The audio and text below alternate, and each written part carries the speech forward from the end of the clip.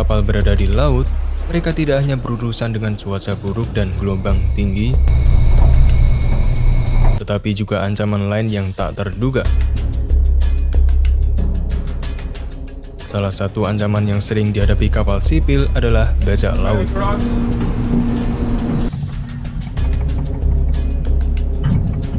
Rampokan bersenjata atau pembajakan di laut dilakukan oleh para perompak dengan menjarah kapal atau membajaknya untuk meminta tebusan.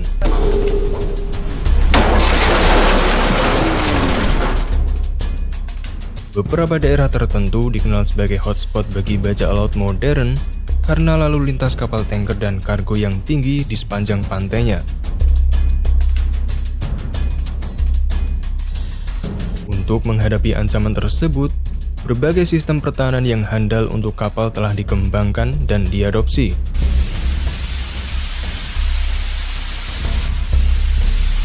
Salah satunya, water cannon. Metode ini telah digunakan selama bertahun-tahun untuk mencegah perompak mendekati kapal. Water cannon mengeluarkan aliran jet air yang cukup kuat untuk membanjiri atau mengacaukan kapal perompak yang kecil.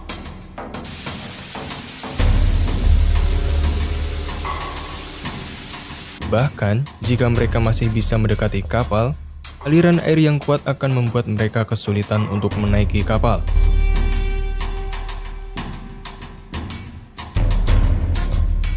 Efektivitas water cannon dalam melawan bajak laut semakin meningkat. Terdapat berbagai macam sistem water cannon dengan kapabilitas yang bervariasi.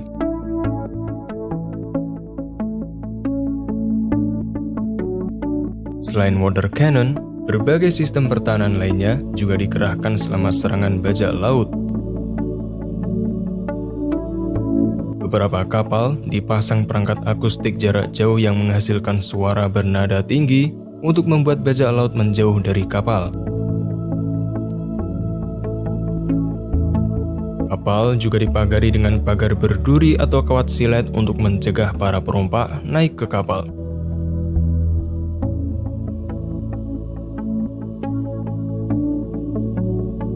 Alat lain yang digunakan untuk melawan bajak laut adalah pistol suar.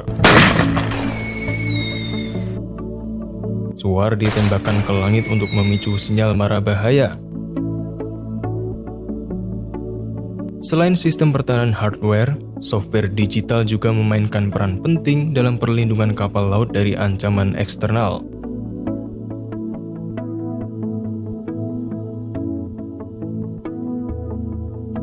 Asosiasi Keamanan Maritim Internasional dan beberapa perusahaan keamanan maritim mengembangkan solusi manajemen resiko otomatis atau platform senjata yang menyediakan intelijen maritim penting bagi kapal.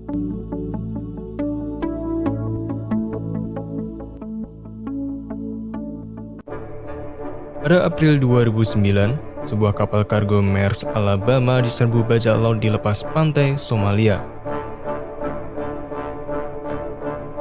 Kapal tersebut sedang berlayar dari Salalah, Oman ke Mombasa, Kenya.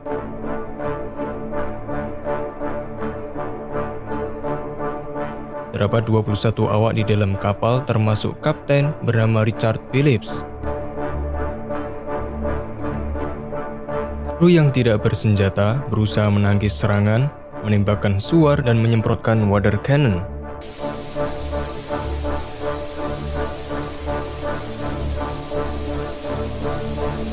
Namun dua orang bajak laut Somalia dapat naik ke kapal.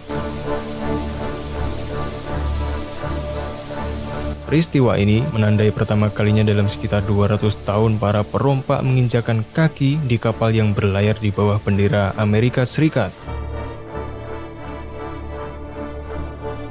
Para pembajak berhasil melumpuhkan kapal Alabama dan sebagian besar awak mundur ke ruang kemudi berbenteng.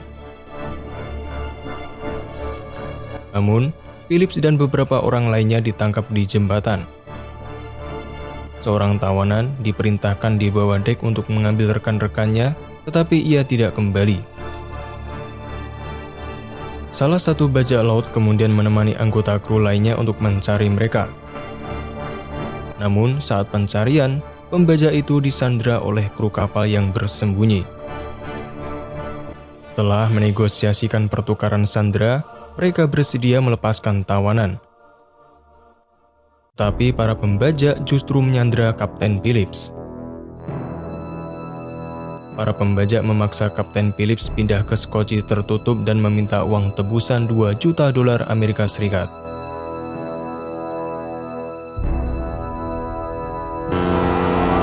Pada 9 April, USS Bainbridge berhasil menuju kapal Maersk, Alabama.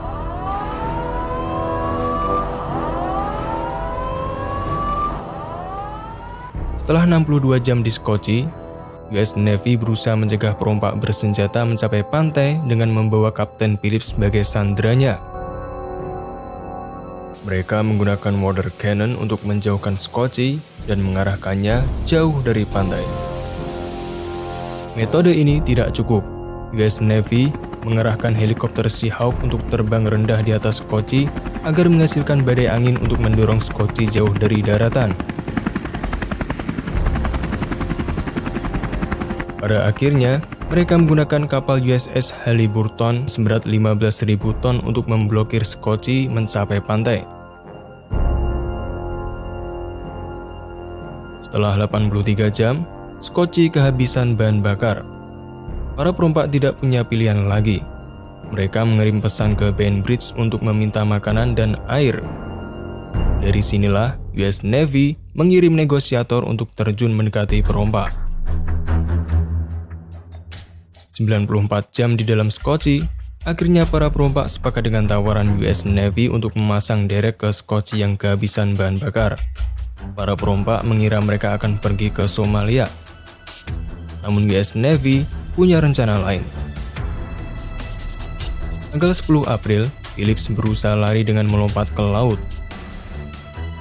Tetapi ia dengan cepat dapat ditangkap kembali oleh perompak.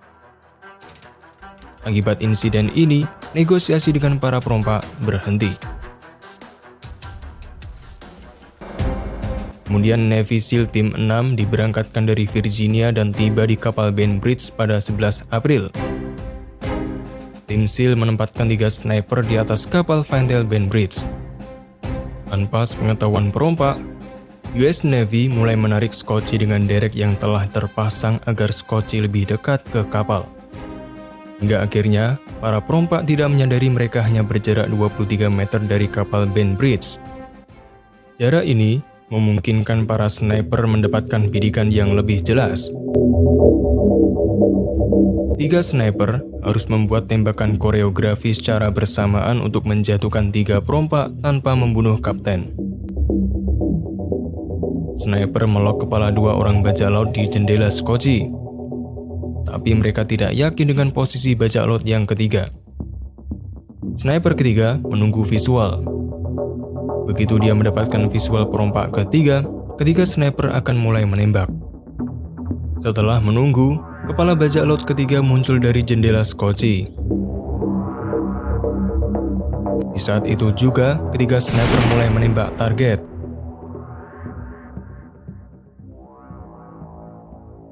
Tiga perompak berhasil dijatuhkan dan Kapten Phillips terselamatkan.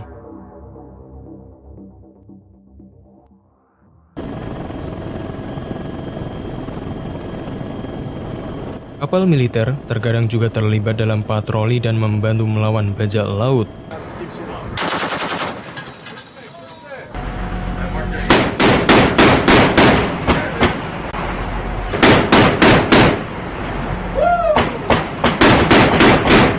Mereka menggunakan combat system yang secara komparatif lebih mutakhir.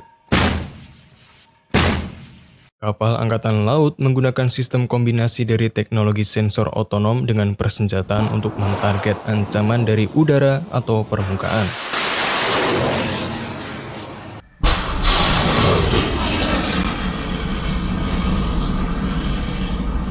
Misalnya adalah Aegis Combat System yang saat ini telah terinstal di 74 kapal US Navy.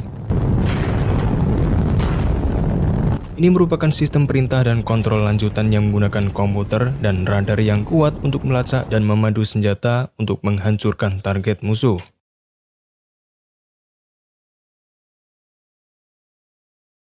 Beberapa kapal angkatan laut dilengkapi dengan sistem senjata jarak dekat seperti Phalanx.